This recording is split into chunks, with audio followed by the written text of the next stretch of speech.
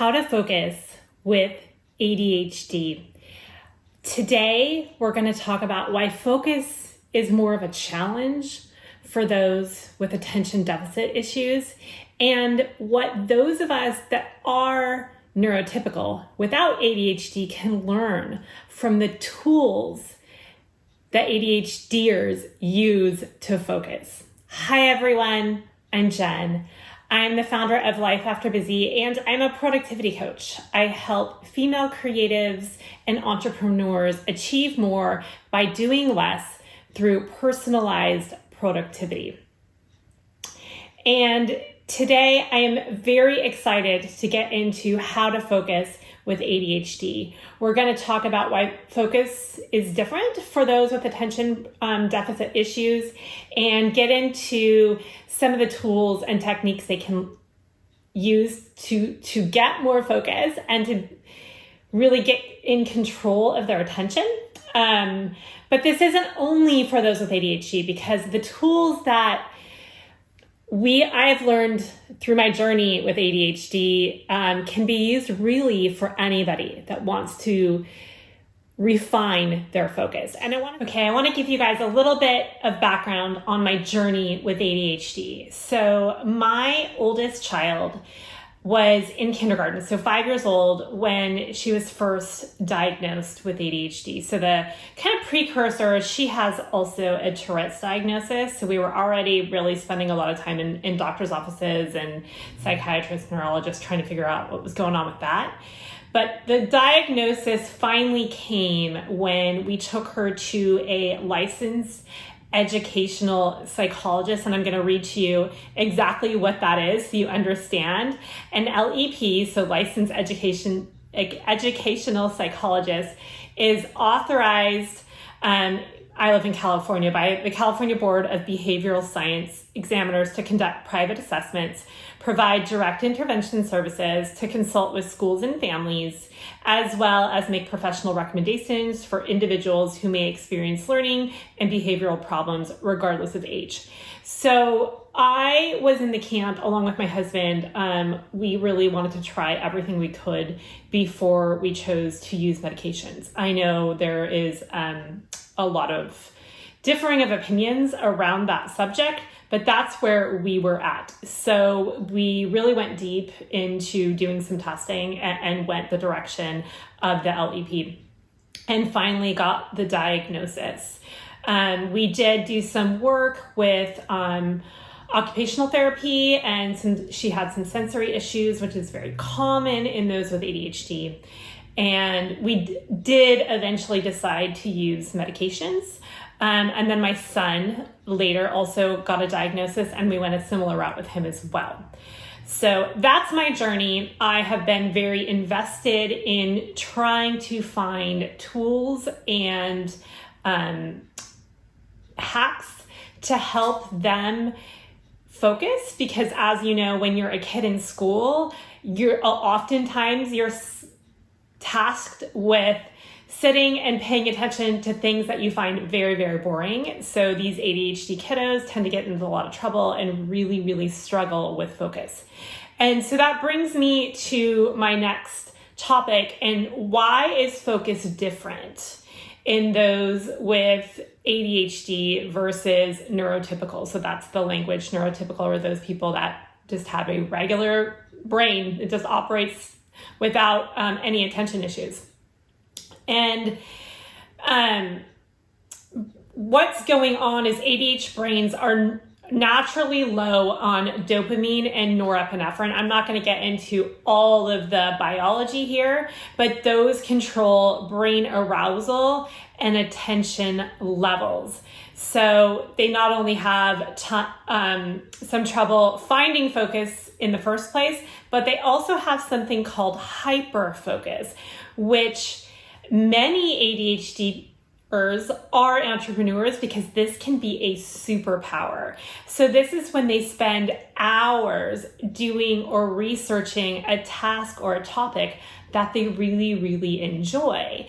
So it's not that they can't focus, but it's difficult for them to focus on things that they find boring or they find not interesting, but they have the superpower of hyper focus.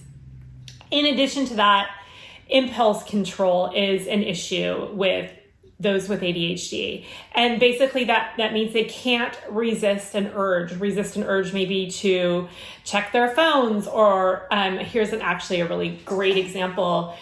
When I believe it was my son was younger, we were at a birthday party and the kids were all gathered around the table singing the happy birthday song, and he blew out his friend's birthday candles. Like he knew it wasn't his birthday cake. He knew it was like socially inappropriate, but he just couldn't resist the urge to blow out the candles. So that's what I mean by impulse control. So hopefully that gives you a little bit of understanding why focus is such a challenge, a very condensed version. And let's get into some of the tools of how to focus. And the first I want to talk about is stimulants. So yes, these can be medications like Ritalin. My son is on Concerta. But it can also be something like coffee or sugar are also stimulants. And these basically increase the dopamine in your brain to provide focus. Do you need to medicate? Absolutely not. It's a choice that you need to make with your doctor. An ADHD diagnosis needs to come from a licensed physician, and this is a decision you need to make for yourself. There's a lot of side effects associated with the medication, but we now use just some black tea. My daughter likes some black tea, and that really helps her each day to focus, in addition to the medications that she's taking, because it alters the dopamine in your brain. The next tool I want to discuss in learning to focus with ADHD is the use of breaks. So people with ADHD struggle with executive functioning, which is a lot of the cognitive skills. And when we're working hard on a task that we find challenging, it is constantly depleting your cognitive energy and abilities. So breaks help to restore that cognitive energy, but also recognizing when your body or your mind is ready for a break can also be taxing on your cognitive abilities. So the way around this, and there is some research study I can link below to back me up here, is you should plan your breaks. And ideally, it's more effective to take shorter breaks more often than longer breaks. So I like to plan a break about every hour, just a quick little 3 to 5 minute break. But the study did show that breaks early in the day were more effective than later.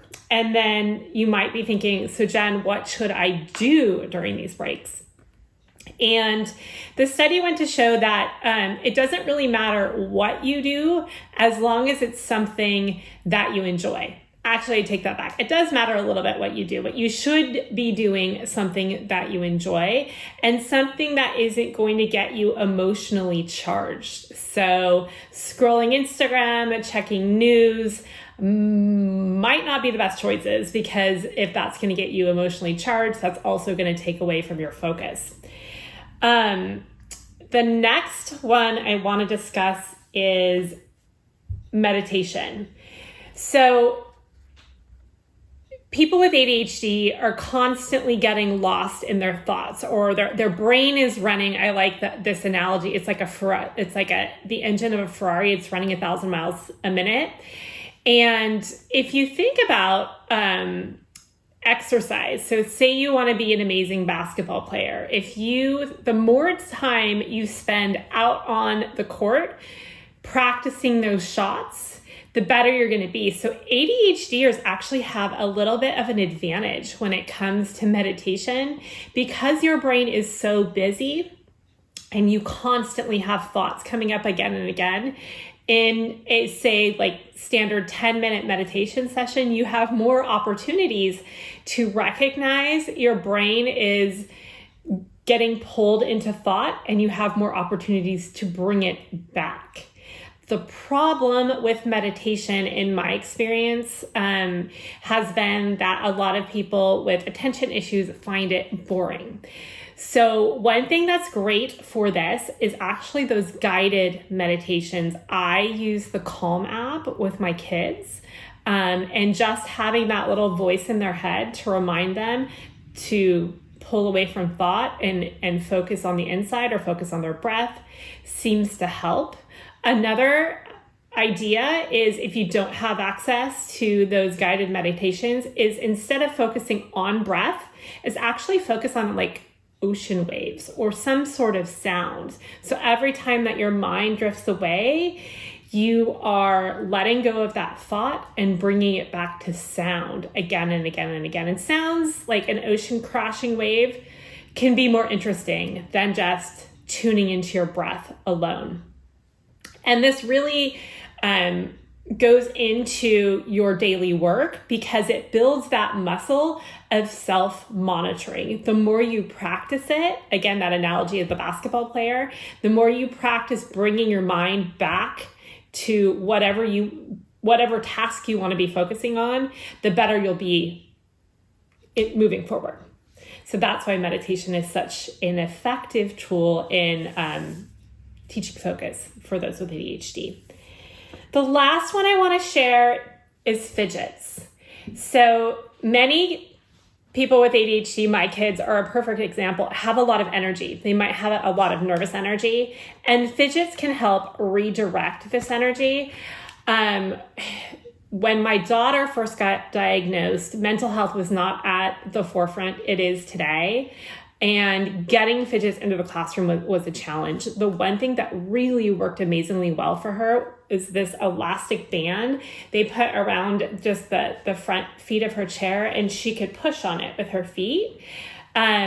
Because while you were listening in class, that's engaging a different part of your body, a different motor skill that you're not currently using. So you're using maybe your mind to read, or maybe you're talking, but you can still be pushing against that band and getting that energy out. And actually, that type of multitasking can increase focus for those with ADHD. Also consider, there's a million different types of fidgets. Do it mindfully. So play around and see what works for you. There's tactile ones like the stress balls. There's different pens that you can use, and it doesn't have to necessarily be a fidget, something sold as a fidget. Gum can be a fidget. Gum does that motion of chewing. But pay attention to how you like to learn. If you're more of a tactile learner, a sensory toy or a stress ball might be a better fidget for you. You might see better results in focus, versus if you're a visual learner, maybe you need like some colored pens or pencils to highlight important points while you're reading. So keep that in mind.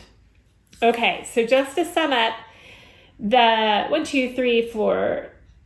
4 different tools to use to focus are stimulants, breaks, meditation, and fidgets.